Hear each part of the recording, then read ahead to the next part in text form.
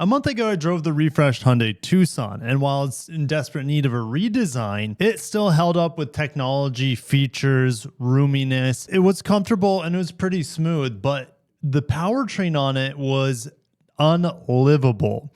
It took every ounce of my focus to motivate that 8-speed auto to tell the engine that I wanted to actually go somewhere. You had to be, unfortunately, full pedal down to get that Tucson to go anywhere. And I'm not talking about the hybrid, which has none of the weird programming issues that the standard gas model has. And as a result, on my spreadsheet, out of over 60 cars I reviewed so far this year, the Tucson made it as a fire sale only, and I couldn't believe it because I liked everything pretty much about the vehicle except for its frustrating and irresponsible, or should I say unresponsive, powertrain. And I said, you know, for the love of God, get the hybrid because it fixes everything that I had in frustration with that car. Now, I have great news. The Korean Car Blog is giving us some fantastic information on the next generation Tucson, which should debut by the end of next year. We're getting close.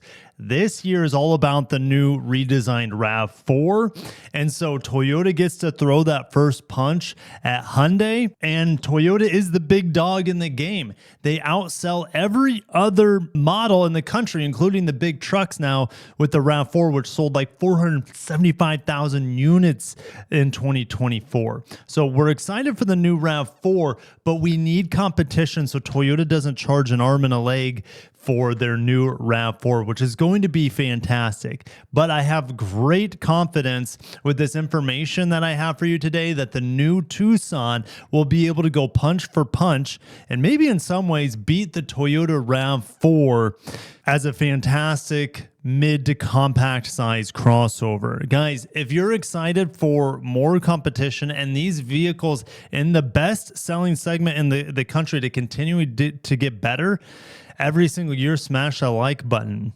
After we finish the details on the next generation Hyundai Tucson, we're going to look at deals in my area, comparing the hybrid model to the Sportage hybrid to the RAV4 in terms of deals, what kind of sales volume we're looking at, CR-V hybrid, CX-50 hybrid. The Forester has a hybrid now.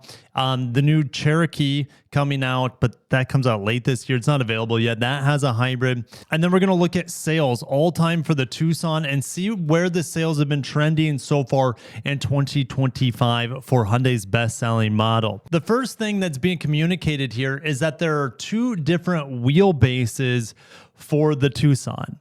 Now, that is the same with the current Tucson. You have a shorter wheelbase for the European models, and that's reportedly around 2,750 millimeters. And then for the US and Korean models or the North American models, you have 2,800 millimeters. So a longer wheelbase for the North American market to give you guys more cargo capacity, more people capacity. And it allows the European models to be easier to park and deal with their smaller roads and tighter streets, that sort of thing. Now, we don't really know what it's going to look like. I've hypothesized in the past that it looks like the incredibly designed new Nexo, which kind of looks like the old Pontiac Aztek and what that should have looked like maybe when that vehicle came out. It's kind of like the modern version of the Pontiac Aztek. You know, the Aztek was hideous. I think the Buick Rendezvous was more hideous. People don't talk about that, probably because they've scrubbed it from their memory more so than the Aztek. But I think the design of the Nexo, which is roughly the same size as the Tucson, is just fuel cell. I thought that would be the direction that they're going, but this report is saying that they're not going that way. And it is not Envision 74 inspired either. It's saying it's not going to have the Envision 74 styling, and it's not going to have the Hyundai Nexo styling. And it's going to premiere a brand new design language for the Tucson. And this is going to emphasize futuristic aesthetics, setting it far apart from its predecessors and other models in the lineup. So Hyundai continues to do that. You know, their models are very distinct. If you look at Toyota or Honda or even Mazda, you can tell they're all within the same family. Hyundai's much harder to tell, even compared to Kia with the tiger nose sort of front end of Kia's, but Hyundai's, all their vehicles have a distinct look to them. The new Palisade doesn't look like the Santa Fe, which won't look like this new Tucson. I don't know how I feel about that. All right. To me, I like having some sort of brand identity other than a logo. And this not looking like the Nexo or the Santa Fe makes me question the styling of this. I really like the front end of the Santa Fe, and I really like the overall design of the Nexo. I wish it was just a rebadged Nexo. Instead of fuel cell, just make it the hybrid Tucson. And I feel like this is a good segue. We don't know what it's going to look like, at least according to this. I'm going to keep my fingers crossed that it'll keep some Nexo vibes to it. Okay, let's move on to the interior. They're saying there's going to be a huge jump in interior with the debut of a new operating system. This is a next-gen operating system called Plios.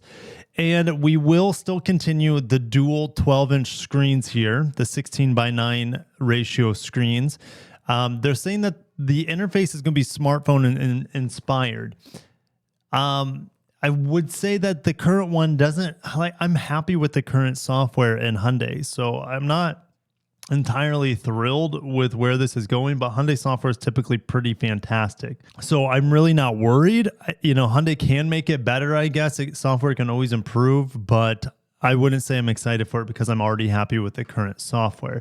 Apparently, there's going to be an app store. If it's Google-based, maybe, but apparently it's their own in-house Plios OS.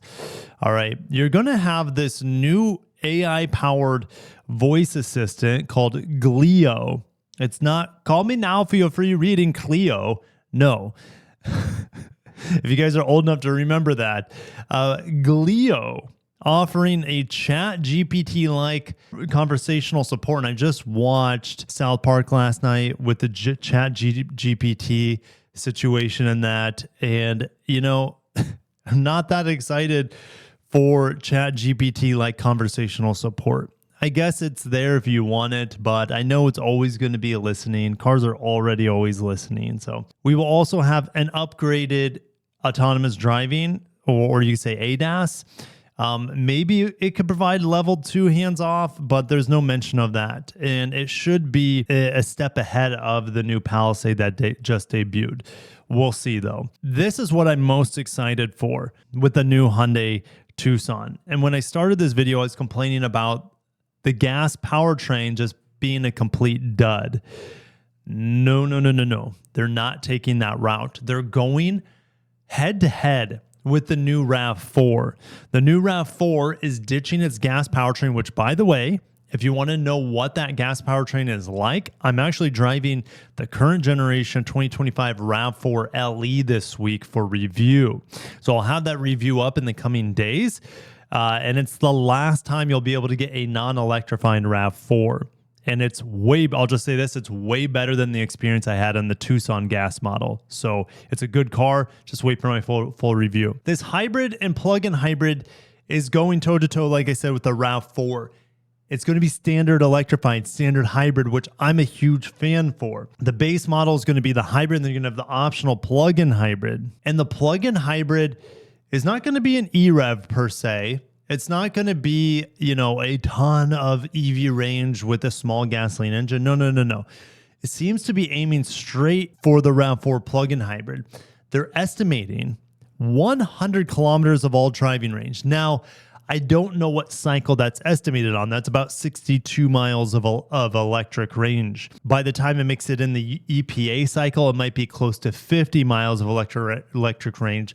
But this is huge because this is where I've had big complaints with the current plug-in hybrid, which is not very good. It's too heavy for the lack of performance. You get a small performance boost versus a standard Tucson hybrid, but you also gain a ton of weight. So it's not tangible, the performance boost. And I don't remember exactly how much it costs more than the standard hybrid, but it costs too much to rationalize the purchase because the range on it only has about 32 miles of electric range on the Tucson plug-in hybrid. It costs too much. It doesn't give you enough performance. That should all be remedied here with greater range, greater combined performance with the gasoline engine and the hybrid dual motor setup. Yes, this is a new hybrid that we are seeing on the Hyundai Tucson. And so I made this spreadsheet a while back detailing what to expect from this new dual motor hybrid setup. They're taking a little bit of Toyota's hybrid philosophy and having a motor generator plus a drive motor connected to the gas engine. Traditionally, Hyundais have a single motor connected to the gas engine, so that single motor has to do double duty as a generator and a drive motor unit. It's just not as efficient as having a specialized motor as a generator and having a specialized motor as a drive motor. Now Hyundai's doing that while still retaining their 6-speed automatic, so it will be very enjoyable to drive from a traditional driver's perspective. You feel the gear shifts, even though in a Hyundai hybrid you pretty much don't unless you're really pushing it, because the shifts are so silky smooth on that 6-speed auto. Expect that as well here on the new one. Now, we do have information on this new hybrid motor here. We have 235 total horsepower, but it could go up to 255 horsepower. And I'm expecting 280 pound-feet of torque here on this new hybrid. And I'm not talking about the plug-in hybrid. This is the standard hybrid. Toyota's hybrid has around 230, 240 pound-feet of torque, and that's a rough comparison. And we could see up to a kilowatt hour and a half of battery capacity, which would allow them to put more electrified assist in this. So I'm excited. We should still see a big uptick in fuel economy, and that's what's held back Hyundai's hybrids, at least on their Tucson, for a long time. They have a mechanical linkage all-wheel drive. I'm expecting them to ditch that for all-wheel drive. But Honda is, with their next generation hybrids, is ditching mechanical all-wheel drive. Toyota has been printing money with their all-wheel drive, and I think Hyundai's going to go this route as well. I think it makes a ton of sense. It reduces also maintenance on the driver's perspective. You don't have a rear differential that you have to worry about, and it reduces weight because you don't have not only rear differential in the traditional sense, but you don't have that drive shaft running the length of the vehicle. We will have comparable horsepower, comparable fuel economy now on Hyundai's hybrids here. The only red flag compared to Toyota's hybrid is that it's a smaller engine with a turbo.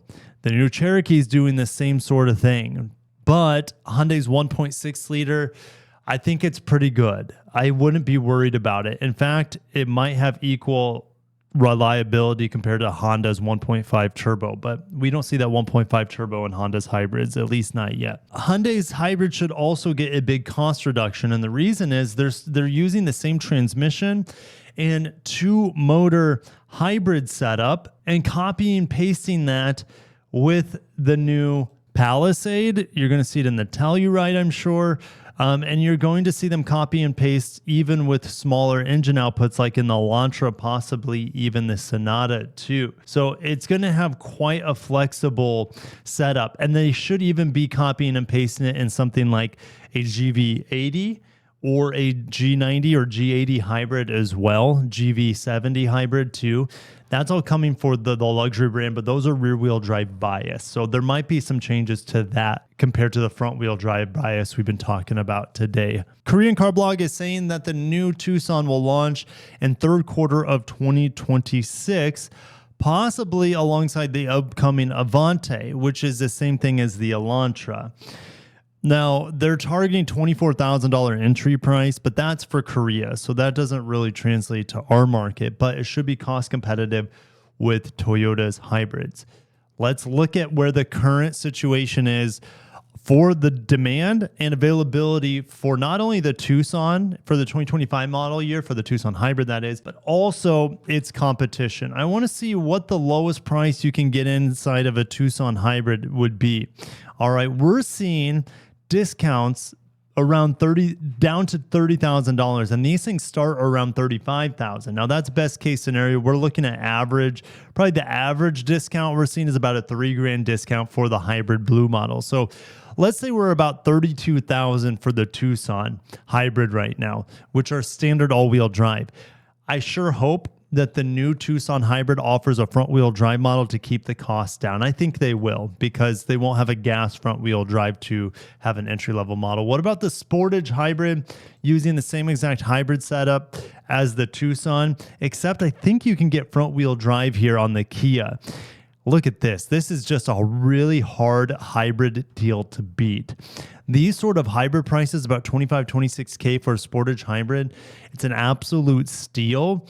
It's a take my money situation, in my opinion, because it's offering subcompact crossover hybrid prices. It underprices something like a Corolla Cross with way more space. You don't have any of the Corolla Cross's drawbacks in that it's too tight on the inside. This Sportage hybrid LX for 25, 26K, absolute steal. I would pick this, sorry Hyundai, I'd pick this over the Tucson because I don't need front wheel, or I don't need all-wheel drive. You can see I can get plenty of front-wheel drives in my area. RAV4 hybrid will have, with the next generation, a front-wheel drive option, and that's why I think Hyundai needs to as well. The RAV4 hybrid LE is about $32,000. So it's very competitive in price with the Tucson, but there's both about $6-7 grand more expensive than an entry-level Sportage hybrid. That's mind-blowing. But this is a very good hybrid. It's tried and true. It's proven. It's bulletproof. And it gets better, much better fuel economy than Hyundai's hybrid, about 40 miles per gallon. Now, I think with the Kia Sportage hybrid front-wheel drive, you might be able to get close to that 40 miles per gallon. I'm going to look it up. It seems like on the front-wheel drive Sportage, from what I'm seeing, you should be able to get about 40 miles per gallon, which is going to come really close to Toyota's hybrid system in terms of fuel economy. Anyways, RAV4, great buy. This is what's crazy, is that the CRV hybrid, there are a ton available.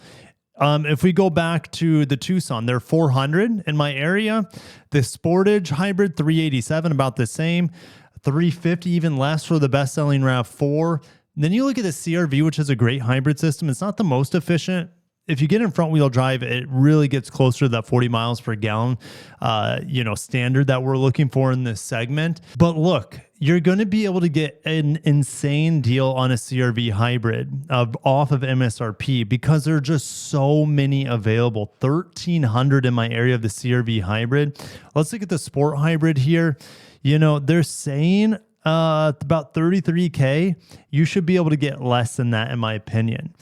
Than 34K, because how many of them are the Sport trim? Actually, not that many. Yeah, there are Sport front wheel drive 208 plus the Sport 89.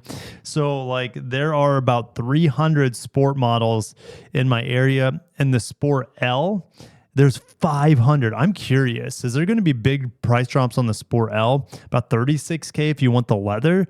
That's still a good buy. The CRV does get way too expensive in the Trail Sports are available. I want to see what these are selling for. About 38, about $2 grand off of MSRP is what we're seeing. Maybe you can even wheel and deal a better deal than that. But the Sport Touring is not good. It's not packaged, I should say. It's a fine car, but it's too expensive for the equipment you get on it. And you're seeing $3 grand price drops here. That does not surprise me with the Sport Touring model. Just doesn't offer enough features for what you're getting. The CX-50, which uses Toyota's hybrid system, think of it as a different styled RAV4. Obviously, it has a RAV4 hybrid powertrain, but everything else about it is Mazda on the inside. And in terms of how it drives, $33,000, it's a good buy for that. And lastly, the Forester, you're probably not going to get any deals on these because Subaru just launched the hybrid here. $36K, way too expensive for a Forester hybrid, in my opinion.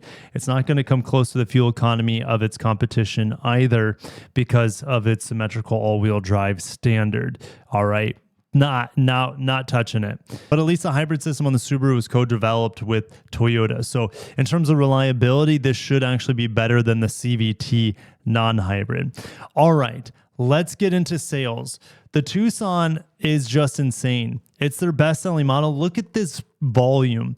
They sold, look at this ramp up. Okay, let's just take a look here. This meteoric rise. In 2013, they sold 41,000 Tucsons. Just a few years later, 114,000 units. And they just keep cranking. There was a bit of a dip in 2019, 2020 due to the pandemic. But look at 23 and 24, both over 200,000 units. Where are they at so far in 2025 versus last year? Well, let's go back to their sales results. Oh my gosh. Are you kidding me? They're up 20% so far in 2025 versus 2024. In 2024, they sold 208,000, something like that, 206,000. So if we do 120, let's just do 130,000. 130,000 after 7 months, they're pacing 222,000 units. 222,000 units from this Tucson. And then next year, they're going full hybrid with it. And it'll be interesting to see if they can supply that many hybrids. But hey, they got a lot of battery deals. Batteries might be the biggest bottleneck. And with them using this 2-motor hybrid for all of their hybrids, essentially, they should have the ability to crank and mass produce that thing for low prices. This is really exciting for the Tucson. It keeps gaining traction. It's going to have its best year ever, more than likely, unless something catastrophic happens, giving it insane momentum right as the new generation drops. The new Hyundai Tucson just needs to nail the styling, which the current Tucson is a bit polarizing. It's too busy on the sides, the cascading daytime running lights. It's not my cup of tea. I prefer how the CR-V looks. I prefer how the Mazdas look. I prefer how even the RAV4 looks, believe it or not. I like it better maybe than the Kia. The Kia Sportage is a little too funky for me with the boomerangs. And I think I might actually like the Subaru styling better than the Tucson. The Tucson is maybe at the very bottom of the pile with the Sportage in terms of desirability from the exterior. But some people might really like that, and that's fine. That's all just personal taste. So I hope they nail the exterior styling. I know they're going to do a great job with the interior because Hyundai always does a great job with the interior. And this new hybrid, I just can't wait to take a bite out of. I should be able to test this new hybrid system, or at least part of it, in the new Palisade hybrid, which is debuting this fall. It's our first taste with this new hybrid generation of technology. I'll see you guys in the comments. Let me know what you're most excited about. Do you think it's going to give the new RAV4 a run for its money? I do, and I'm pumped for it. I think this Tucson and the Sportage that launches after it, I think they're going to be fantastic options against the RAV4. And unfortunately, I see the Honda CR-V maybe losing a bit of its edge. It's already sitting around a little bit on lots with just the sheer amount of volume we see versus the competition. So I hope Honda has something cooking for their next gen CR-V hybrid to be more competitive and to kick butt. And then we also have Nissan waiting in the background, trying to get in with their e-Power on the Rogue. That's the big absence here in the market. Even Jeep beat Nissan to the market. Jeep beat Nissan to the market with a hybrid. That's mind-blowing. Anyways, I'll see you guys in the comments. Have a great day. Peace out.